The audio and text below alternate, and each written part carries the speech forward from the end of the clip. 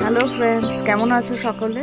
মেয়ে স্কুলে তার ফুড ফেস্টিভ্যাল ছিল, তো ওর স্টেট পড়েছিল তামিলনাড়ু। শুনেনি কেমন হয়েছে। How is your food festival today? It was so great. Okay. Tamil Nadu won. Oh, that means your team won.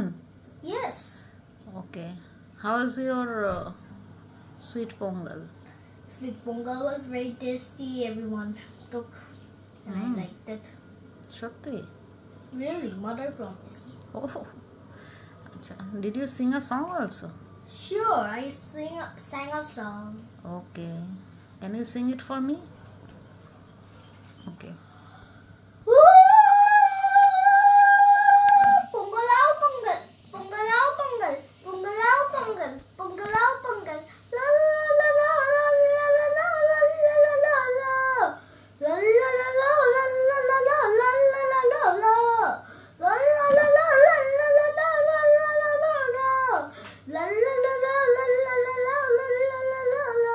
Thai pongal pongal vaada palam vaada chediyo.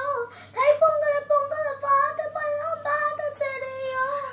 Chutney pani vaada yo. Chutney pani vaada yo. Metaya tayo mercia pata metaya tayo mercia pata metaya tayo mercia pata metaya tayo mercia pata Thai pongal pongal vaada palam vaada chediyo. Thai pongal pongal vaada palam vaada chediyo. La la la la la la la la la la la la. Can I, my lord, can I do my dance? Oh, you want to show us a dance? Do you know the dance? But can you turn on the song then? Song right now it's not possible, but you sing and show me the You can dance. do it in the next video. Do it. Hello, Vani. Hello. Will you tell me something about the Harvest Festival of Tamil Nadu? Sure. Pongal is the main harvest festival of Tamil Nadu.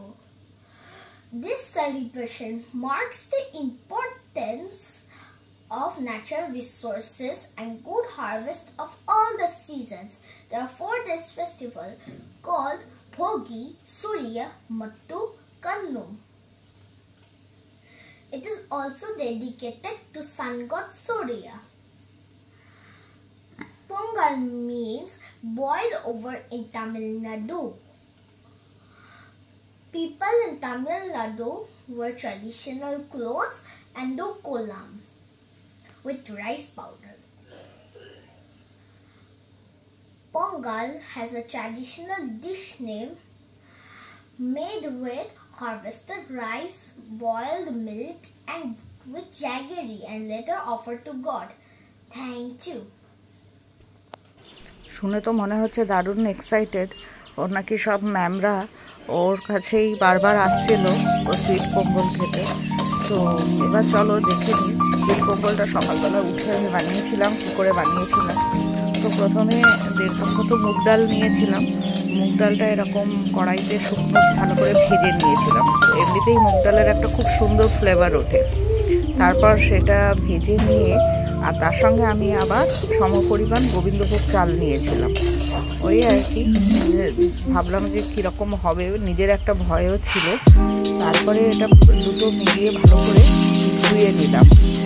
ধুয়ে নিয়ে যখন একটু চালটাকে ভিজিয়ে রাখতে পারলে সব থেকে ভালো, ডাল আর ডাল মিলে তাহলে নরম হয়, কিন্তু আমার অত টাইম ছিল না।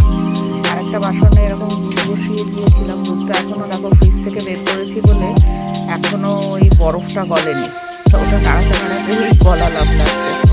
তারপরে প্রেশার কুকারে ভেজানো চাল আর ডাল সেটা দিয়ে দিলাম। তার মধ্যে আমি একটু ওই দিয়েছিলাম আর একটুখানি এলাচ আর লবঙ্গ, দারচিনি এসব সবই দিয়েছিলাম। আসলে একটা খুব সুন্দর ফ্লেভার ওঠে পুরো জিনিসটা থেকে। আর দুধটা বেশি দিলে সেটা আবার পড়বে, যতটা পরিমাণ দরকার ততটা পরিমাণে দিয়েছিলাম।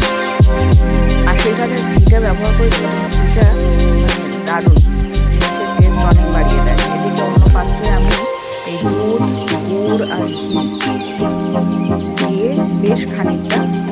করে নিয়েছি। তো এটা একটু সময় লেগেছে। পাটালি গুড় শীতকালে শেষ হয়ে আসছে। যেমন আমার কাছে সারা বছর এই পাটালি গুড় আমার কাছে থাকে। আর শীতকাল যখন থাকে তখন আমি অনেকটা পাটালি গুড় সারা বছরের জন্য নিয়ে রেখে দিই। এরকম কথা বলতে বলতে এটাও করে নরম হয়ে গেছে। তারপরে আমি ওটা করে কড়াইয়ের মধ্যে ঢেলে দিলাম। এইবার এটাকে ধীরে ধীরে আস্তে একটু কম করে এটাকে নাড়তে নাড়তে কীভাবে যদি কিছুটা সেদ্ধ হওয়া বাকি থেকে থাকে সেটাও হয়ে যাবে। সঙ্গে সঙ্গে এখানে কিশমিশ আর কাজু এর মধ্যে কিশমিশ আর কাজু দিয়ে এটা ধীরে ধীরে হতে দিলাম। শেষ হয়ে গেছে। এরকম করে যখন ফুটবে তখন মিষ্টিটা বেশ তুমি নিজেই দেখে বুঝতে পারবে ঠিকঠাকটা। অনেকটা পায়েসের পায়েসের থেকে আর একটু বেশি জিনিসটা ভালো হবে।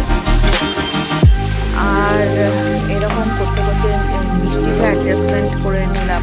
যার একটু গুড় আমি পরে অবশ্য আবার দিয়েছিলাম যে মিষ্টিটা কম বেশি আর কতটা থিকনেস করবে সেই বুঝে তুমি গ্যাসটাকে সেগুলো কমাবে, বাড়াবে, ঢাকবে। তো এটা কমপ্লিটলি নিজের ওপরে। এই দেখো আমার অলমোস্ট রেডি হয়ে গেছে। এবার আমি এটাকে পাত্রে ঢেলে নিলাম।